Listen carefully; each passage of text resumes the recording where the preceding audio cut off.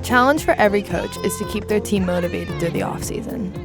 That challenge is a bit more difficult when your team goes an entire school year without a season. Our off-season will last about 20 months from the end of our high school careers until our first collegiate game in February of 2016. To pass the time, head coach Jen O'Brien had to get creative in keeping practice fresh. This year was unique and it was fun, and we all learned a lot about ourselves and each other.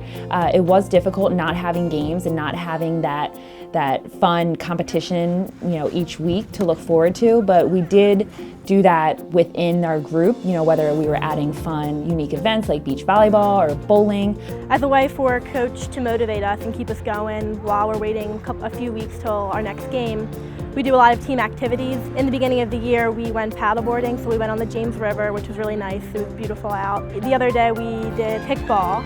It's really great for team bonding. Throughout the year, we haven't had many games, so we've done a ton of fun activities such as paddleboarding, a trampoline place. We've been out to dessert. We just had a lot of group team dinner. It's been a lot of fun, and Coach has kept it fresh throughout the year. And we also attended basketball games. Here we are at Siegel Center with our nationally ranked basketball team, where the atmosphere is crazy with the band and everybody here. We love being here on game days. It obviously wasn't all fun and games for us. We spent a lot of time in the weight room with strength coach Riley Loudon. Riley is a former VCU student athlete, and she treated us as a fully functioning Division I program. Our strength and conditioning coach Riley did a wonderful job with our girls, really forcing them to work and operate outside their comfort zone. That was something that Riley talked about a lot with the girls, is going that much further and pushing themselves that much further, whether they were doing conditioning or they were doing strength work in the weight room. So since we're freshmen, we've definitely made a lot of mistakes, just little things that we don't know, for the specific drills and stuff that we don't know, we just kind of mess up the first time, and we have Riley, luckily, to tell us how to do it, and we never get too down on ourselves because it's the first time we're all going through it. Nobody's better than the other person. We're all just really eager to learn more, and any mistakes, we're just quick to fix them.